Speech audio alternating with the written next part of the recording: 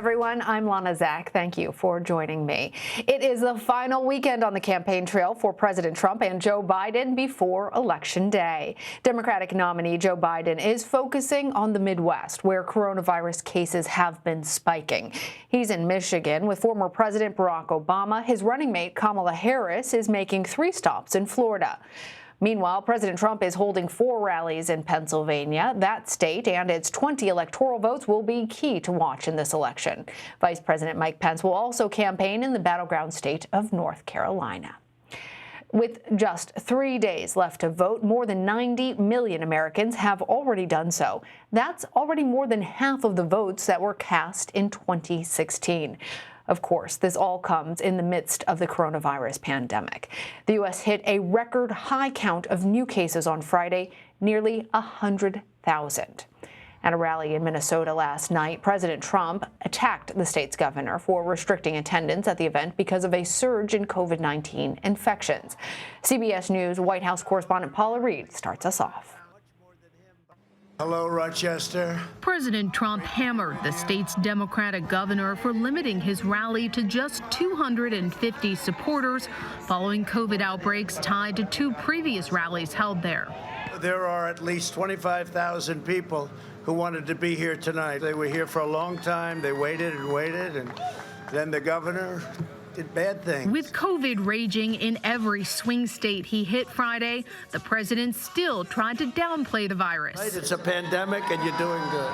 But in Michigan, a state he carried in 2016 and now trails Biden by 8 points, COVID hospitalizations are up 96% since October 1st. It's always cases are up and people go crazy, you know. No, it's you live with it. And you have, and you know what to do. We understand it now. You got to understand it.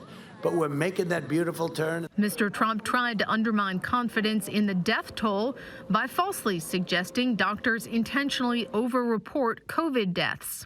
You know, our doctors get more money if somebody dies from COVID. That's true. It's like $2,000 more, so you get more money. The president's rally in Green Bay was criticized by the local hospital system, which warned it was a bad idea, given the city has one of the highest infection rates in the nation. No, I don't at all, no. And they're outdoor rallies. They're all outdoor. The president's attempts to downplay the virus are undermined by evidence from the CDC. CBS News has learned CDC data shows cases are surging in 49 states. On a call with state governors, coronavirus task force member Dr. Deborah Birx warned.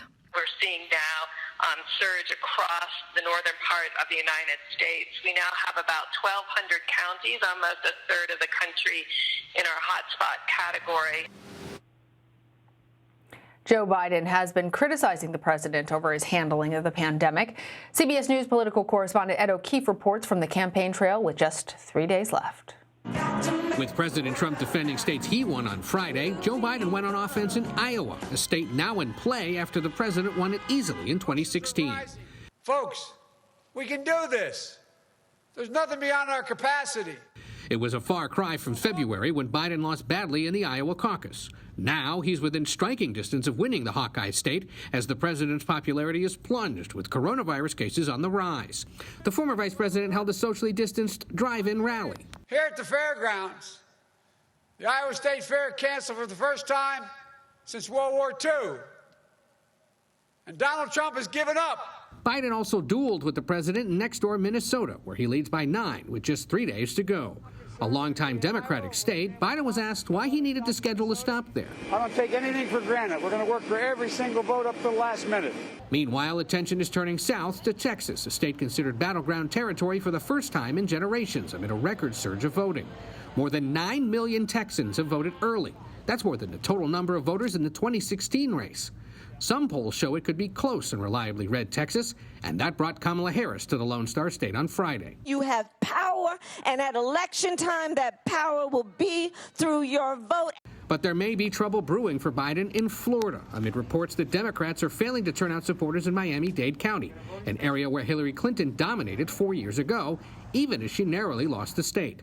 The Biden campaign says the pandemic kept them from doing most traditional voter outreach in Florida, so other groups are stepping in, like Faberna Pierre with the Unite Here labor union. First, we started calling people over the phone, and by the first week of this month, we started knocking on doors and to get people out there to vote. We're trying our best. For a deeper dive, I want to bring in Michelle Lee. She's a reporter for The Washington Post. Michelle, good to have you with us. So Joe Biden is hitting the Midwest on Saturday while President Trump is rallying in Pennsylvania. Talk to us a little bit about the strategy behind focusing on those states. Well, it's the final weekend until the election is finally here.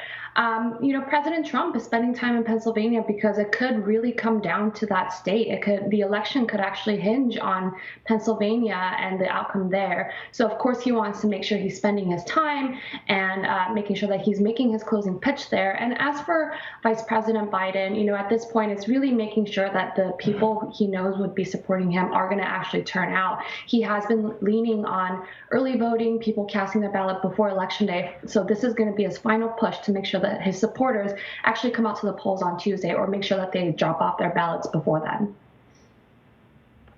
And speaking of Pennsylvania, you've been reporting about problems that could arise there, writing that Pennsylvania, quote, emerges as a likely hotspot for voting disputes and legal challenges after Election Day.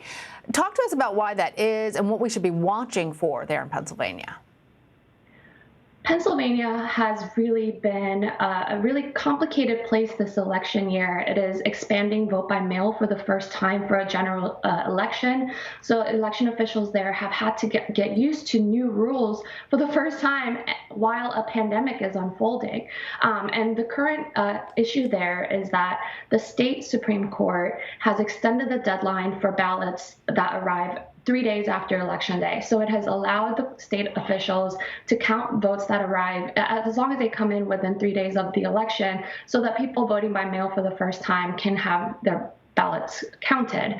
But Republicans have challenged this ruling and have asked the U.S. Supreme Court to really nullify what the state said, but the U.S. Supreme Court this week declined to do that, which means that once the election is over, there could be new legal challenges actually to try to discount those ballots that come in after Election Day. And if the election is really close, Pennsylvania could become a really legally complicated place, almost like Florida of 2000. And it's really where both campaigns are bracing for legal challenges even after Election Day.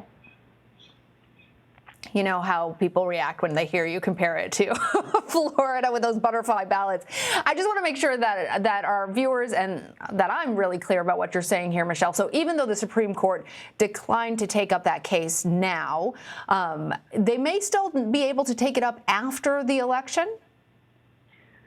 It's really unusual in this case in that 3 conservative justices put out a statement, even though the U.S. Supreme Court declined to take the case, they still wrote a statement saying that they fundamentally disagree with the state Supreme Court's decision and that they could revisit this after the election. Now, a lot of legal experts that I spoke with said that it's unlikely that the justices would flip immediately after the election. That would really undermine voters' trust in how the election system is carried out, that they are playing under the rules that they are expected to play under, and they don't expect the rules to change immediately after Election Day. But, right now, all bets are on the table. I mean, even though it is unlikely that the justices would flip immediately after Tuesday, we know that both parties may be challenging the outcome if it comes down to a really close election there. So we'll all be watching exactly what happens in Pennsylvania. If the vote is not that close, then all this worrying will be moot and we can move on. But we're bracing for anything to happen at this point. Right. And we are expecting it to be close. So if you are still a Pennsylvania voter who has a ballot, an absentee ballot, and you haven't posted it yet, what's your best advice, Michelle? Well, at this point, I would drop it off at a drop box or at the county election office, or just show up on Tuesday. As you noted earlier, we have seen a record turnout of early voters, but that deadline for voting early is closing in really quickly. Today is a deadline in many states, and by tomorrow, it'll be the last day that they could drop off at any place, and in many states, that deadline has already passed. So including in Pennsylvania, at this point, the best option would be just to show up on Tuesday. Yeah, don't leave it to chance. All right, we've seen, as you mentioned, this record early voting numbers, and some states, in fact, have surpassed turnout for the 2016 election with just early voting. What does this say to you? It says to me that there's a lot of voter enthusiasm out there, and it's really surprising to know that, almost 2/3 of the 2016 turnout has already been cast. Those ballots have already been cast by mail or early, and it shows you that some voters are just so determined to vote that they want to make sure that their ballot is cast. They don't want to rely on the mail service. They want to make sure that it is in way before deadline, and also try to avoid the polls on Tuesday just in case something goes wrong, or just in case the virus is so bad in their local area that they might be exposed to the virus at the polls.